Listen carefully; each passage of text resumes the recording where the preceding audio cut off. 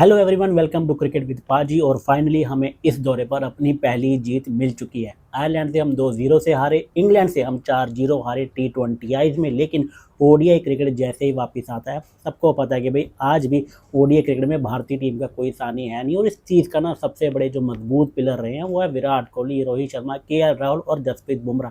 सबकी वापसी होती है और लकी चार्म भी भारतीय टीम को वापस मिल जाता है। पहला ओडीआई भारत जीत चुका है और क्या कन्विंसिंगली जीता है। बात करें ना भारत की बल्लेबाजी की, तो जो एक्सपेक्टेशन थी कि भाई रोहित शर्मा और विराट कोहली जो कभी कभार अब देखने को मिलते हैं, इनमें से किसी एक की तो एटलीस्ट बड़ी पारी देखने को मिलेगी, लेकिन वैसा हमें देखने को नहीं मिला। दोनों काफ़ी जल्दी आउट हो गए। लेकिन उसके बाद हमारे जो कप्तान हैं और हमारे वाइस कप्तान श्रेयस अय्यर और शुभमन गिल दोनों ने क्या पारी खेली है। मतलब शुभमन गिल ने अगर स्टार्ट से देखेंगे भाई थोड़ा संभल कर खेला, लेकिन उसके बाद शुभमन गिल को अगर वो इंजरी ना होती तो शुभमन गिल शायद आज अपना सैकड़ा भी जड़ देते और श्रेयस अय्यर भी थोड़े अनलकी रहे, रन आउट हो गए। लेकिन जो उन दोनों के बीच की पार्टनरशिप थी ना, उसने काफ़ी मजबूत नींव रख दी थी। और उसके बाद वाशिंगटन सुंदर और अक्षर पटेल ने क्या फिनिश करा। मतलब ये दोनों खिलाड़ियों ने ना याद दिलाई कि भाई अक्षर पटेल और वाशिंगटन सुंदर जैसे रवि अश्विन और रविंद्र जडेजा थे एक टाइम पर, दोनों ने काफ़ी सूझबूझ के साथ और काफ़ी मैच्योरिटी के साथ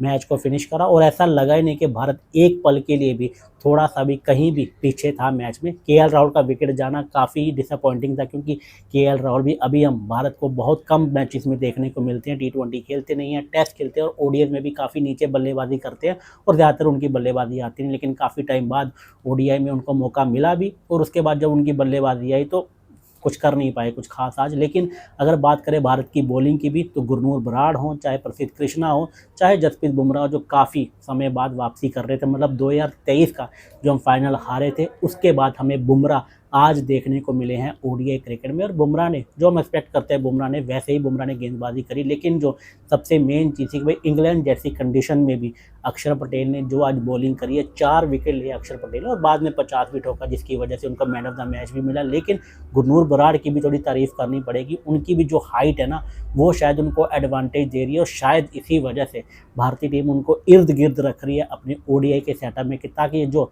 हम साउथ अफ्रीका में ओडीआई वर्ल्ड कप खेलेंगे वहाँ पर जो लंबी हाइट के बॉलर रहेंगे, जो हिट द डेक वाले बॉलर रहेंगे, उनको ज़्यादा मदद मिलेगी। और प्रसिद्ध कृष्णा और गुरनूर बराड़ में से आपको एक तो वहाँ पर दिखेगा। इसलिए दोनों को ज़्यादा मौके दिए जा रहे हैं, ताकि जब फाइनल सिलेक्शन होगा स्क्वाड का, तो अगर आप दोनों को नहीं ले जा पाए तो एटलीस्ट आप एक इन दोनों में से लेके जाएंगे, ताकि आपके पास वो जो एक्स्ट्रा हाइट वाला बॉलर है वो रहे 2027 के ओडीआई वर्ल्ड कप में। क्योंकि आप देखेंगे कि जो साउथ अफ्रीका की कंडीशन है वहाँ पर ऐसे गेंदबाजों को काफ़ी ज़्यादा मदद मिलेगी। हाँ, हम प्रसिद्ध कृष्णा को काफ़ी क्रिटिसाइज करते रहे हैं T20 में, लेकिन आज अगर हम बात करें 2 विकेट लिए हैं प्रसिद्ध कृष्णा में भी, और बॉलिंग भी काफ़ी अच्छी रही है, और जो उनकी हाइट है उनको भी उसका फ़ायदा मिलता है। तो इसी वजह से शायद प्रसिद्ध कृष्णा को भी इर्द गिर्द रखा जा रहा है। इन दोनों में से एक तो आपको दिखेगा 2027 के ओडीआई वर्ल्ड कप में, हो सकता है कि आपको दोनों दिख जाएं। लेकिन मोहम्मद सिराज का भी यहाँ पर नाम तो आना बनता है। लेकिन अगर भारतीय टीम अभी उनको नहीं खिला रही तो काफ़ी ज़्यादा मुश्किल होगा कि भाई अगर हम उनको देखेंगे 2027 ओडीआई वर्ल्ड कप में। और इसी लिस्ट में एक नाम और जोड़ना चाहता हूँ, वो है रविंद्र जडेजा का।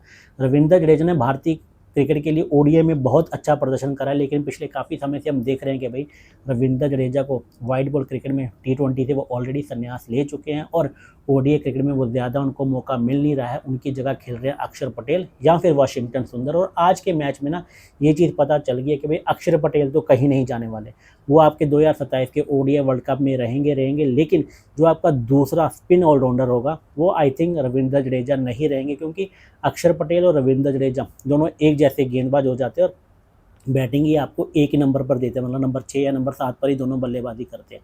तो आपको जो विविधता लानी है, जो वेरिएशन लाना है, वो शायद आपको वाशिंगटन सुंदर देंगे। और वाशिंगटन सुंदर पर हम T20 में सवाल उठा सकते हैं, लेकिन अगर हम बात करेंगे टेस्ट या ओडीआई की, वैसी कंडीशन और वैसी जो उनकी सिचुएशन रहती है वहाँ पर वो काफ़ी अच्छे बल्लेबाज हैं। नंबर 5 और 6 पर वो थोड़ा समय लेते हैं, लेकिन T20 में आपको बड़े हिटर चाहिए तो वहाँ पर उनकी जगह नहीं बनती। लेकिन ओडीआई और टेस्ट में उस जगह पर कोई संदेह नहीं है। और अगर हम बात करेंगे वर्ल्ड कप की, तो शायद उस पोजीशन पर आपको हार्दिक पांड्या या नीतीश कुमार रेड्डी पहले ही खेलते हुए देखेंगे। लेकिन अगर आपको बैकअप रखना एक ओडीआई में स्पिनर जो आपको बल्लेबाजी भी दे और बॉलिंग भी दे अक्षर पटेल के अलावा, तो मेरे हिसाब से वो वाशिंगटन सुंदर रहने वाले। और भारतीय टीम का जो सेटअप रहा है पिछले काफ़ी समय से हम देख रहे हैं कि भाई वाशिंगटन सुंदर को तीनों फॉर्मेट खिलाए जा रहे हैं, तो मेरे हिसाब से आई थिंक हम रविंद्र जडेजा को भी अपना लास्ट ओडीआई खेलते हुए देख चुके हैं।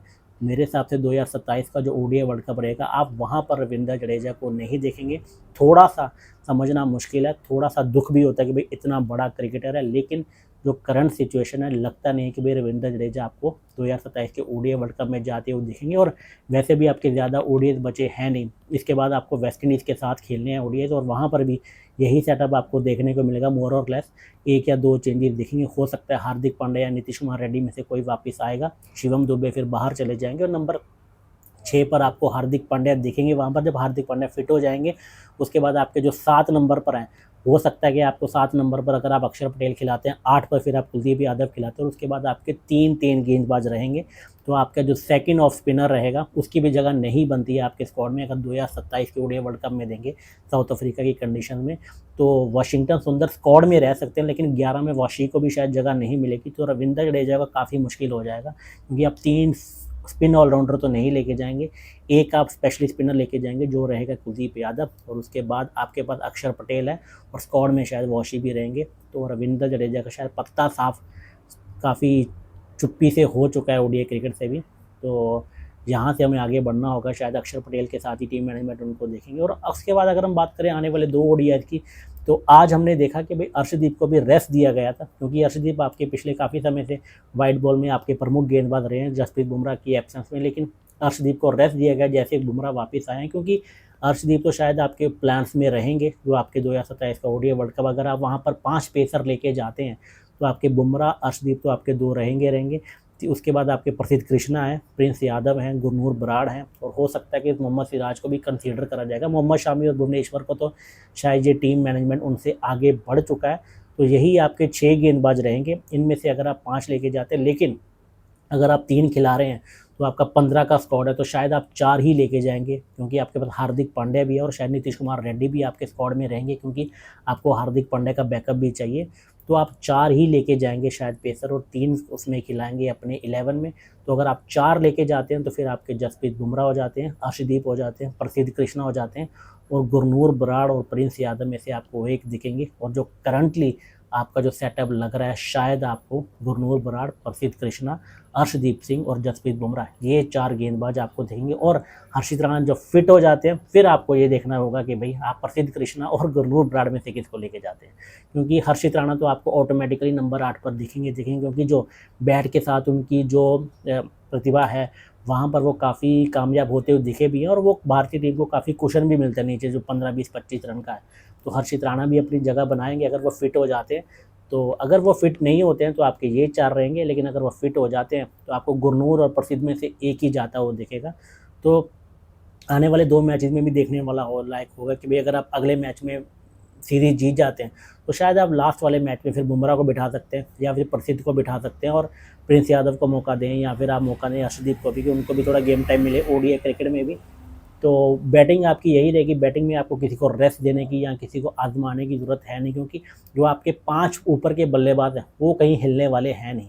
तो वो आपके 5 बल्लेबाज वही रहेंगे। आप बैकअप के लिए किसी को लास्ट मैच में खिलाना चाहेंगे, जैसे ईशान किशन को खिलाना चाहेंगे आप, हो सकता है कि भाई अगर केएल राहुल को 2 इनिंग में मिल जाती है जो, तो वहाँ पर उनके रन नहीं आते हैं, फिर आप केएल राहुल को तो बाहर नहीं बिठाएंगे, उनको रेस्ट नहीं देंगे। फिर हो सकता है विराट कोहली या फिर श्रेयस अय्यर में से किसी को रेस्ट दी जाए मिडिल ऑर्डर में, और आप ईशान किशन को वहाँ पर खिलाएं। और केएल राहुल के अगर अगले मैच में भी रन नहीं आते तो आप एक और मैच उनको देंगे, ताकि क्योंकि वो तो आपके ऑलमोस्ट परमानेंट है ओडीआई वर्ल्ड कप के सेटअप में, तो उनको तो आप गेम टाइम देंगे ही।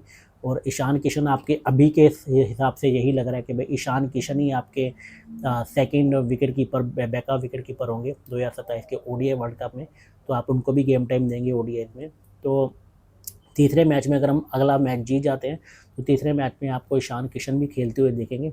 आज का मैच काफ़ी कन्विंसिंगली जीते हैं, होपफुली ये जो जीत का हमने स्वाद चखा है आज वो आगे भी रहे, ज़्यादा डिफरेंस है नहीं, आज का दिन ही है, कल आपको थर्सडे को फिर अगला मैच देखने को मिल जाएगा, और होपफुली रोहित शर्मा और विराट कोहली से भी हमें बड़ी पारी देखने को मिले। अगले मैच में या उससे अगले मैच में, क्योंकि ये जो हर जगह ये न्यूज़ चलती रहती है बेफालतू की, भाई वो जाएंगे या नहीं जाएंगे। सबको पता है कि भाई अगर उनकी फ़िटनेस का इशू नहीं रहता है तो उनकी जगह पर कोई सवाल नहीं है, उनकी जगह पर किसी को भी कोई संदेह नहीं है कि वो दोनों नहीं जाएंगे। विराट कोहली के मामले में हो चाहे रोहित शर्मा के मामले में हो, अजीत अग्रकर और गौतम गंभीर ने यही बोला था कि उनकी फ़िटनेस का हम देखेंगे कि भाई फिट रहते हैं कि नहीं। उनकी फॉर्म और उनकी क्लास पर उन दोनों ने भी कभी कोई बात करी नहीं है, तो मेरे को तो नहीं लगता कि भाई उनकी फ़िटनेस में अभी कोई इशू है।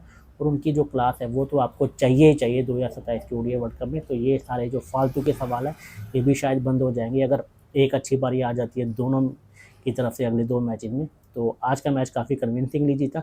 चैनल को सब्सक्राइब करिए, वीडियो को लाइक करिए, और शॉर्ट्स तो आपको डेली मिलती रहती हैं, कोशिश करेंगे अब आपको लॉन्ग वीडियोज़ भी दें। Thank you so much.